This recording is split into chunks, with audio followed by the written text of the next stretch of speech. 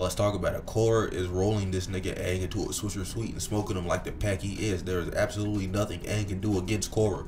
And for this to technically be the third time I've made this video, but the other 2 times I didn't have 30,000 plus people to share my wisdom with, but now I do, and I want you guys to all sit here and listen. Oh, and before y'all say, but Korra lost her connections to the Avatar state, and Korra loses a lot. Oh, and Korra got weaker because she lost her connection to the Avatar state. And that one-off comment that Toph said about Korra in her absolute lowest and weakest point in the series, that don't matter. One, it was never stated or shown that Korra herself has gotten weaker through losing her past connections to her Avatar state. And that one-off comment that Toph made was Korra at her weakest and lowest in the series as a whole. Like, let's be honest here.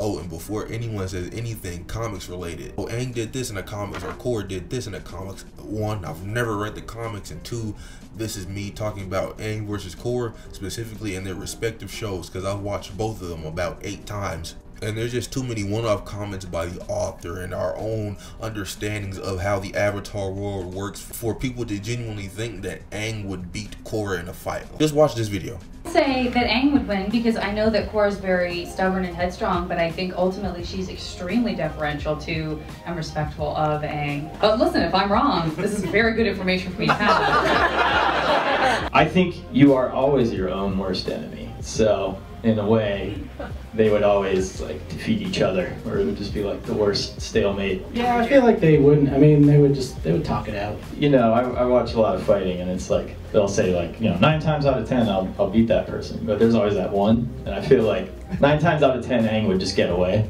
There's always that one time Korra like gets a hold of his like cowl and then just beats the crap out of him. That video from the creators of Avatar basically said 4 out of 5 times Aang would run away from the altercation, run away from the fight, not beat Korra and then run away. 4 out of 5 times that nigga would just run away and there would be no fight.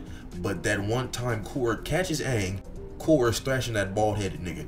And for this versus battle, I'm going to use the strongest version of Korra and the strongest version of Aang in Avatar: Last Airbender, and that would probably be Aang in the Ozai fight. And the strongest version of Korra is Korra in season 2 when she fuses with Vaatu. And to be honest, like, no bullshit, no dick eating, Korra fused with Vaatu is probably the strongest thing in the Avatar verse, and I'm not even joking, right? The things that she's done, the things that she can do just in that form, and even just what the Vaatu buff herself is nuts, so crazy bazonka shit. But people will bring up, oh, but Aang had the water spirit. But you are only thinking that Aang can do anything in this altercation with Korra and fuse with Vaatu at all is because Aang is in a big transformation, and I guarantee you there is absolutely nothing that water spirit Aang can do to Korra in that fight.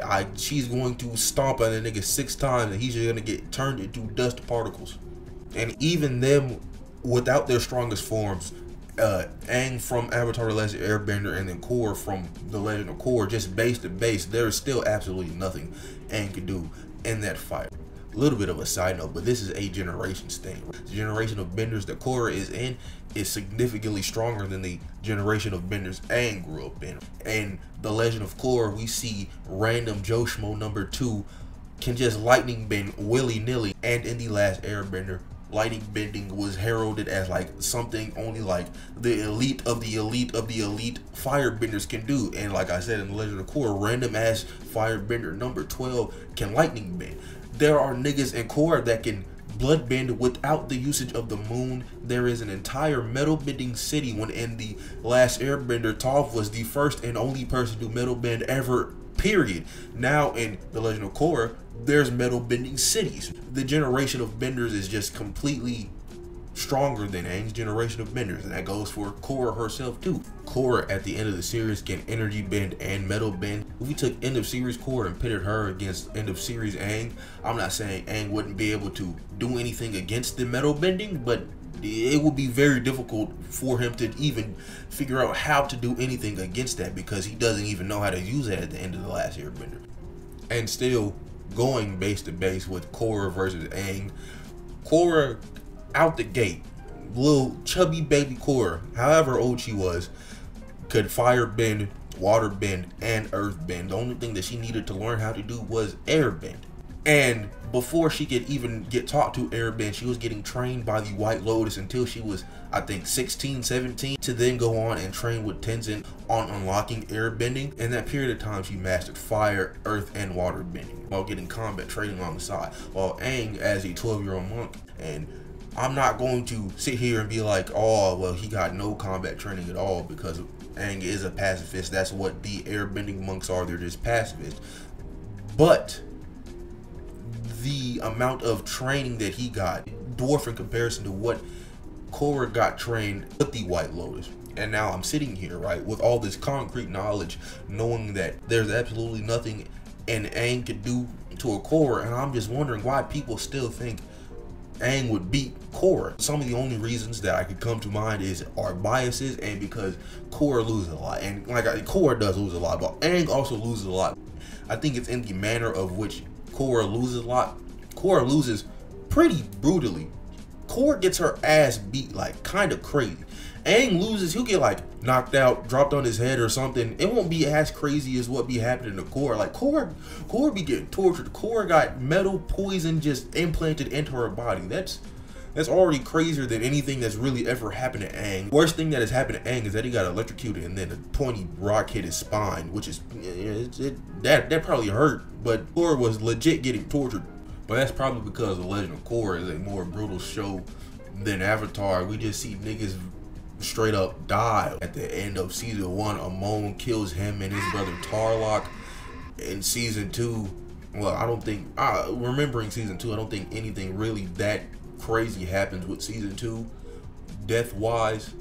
Season 3, we got Combustion Woman getting her head blown up. We got Zahir taking the air out of a nigga's entire system until they just completely croak.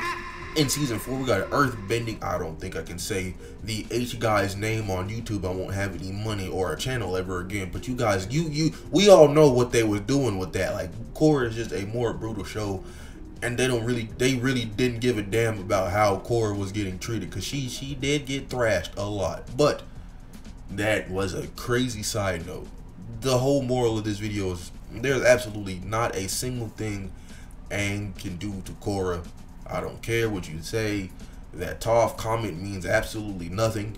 Korra losing the connections to her avatar state mean absolutely nothing. It's just, I don't think, and I think a lot more of you people should also think that Aang is not winning in a fight against Korra.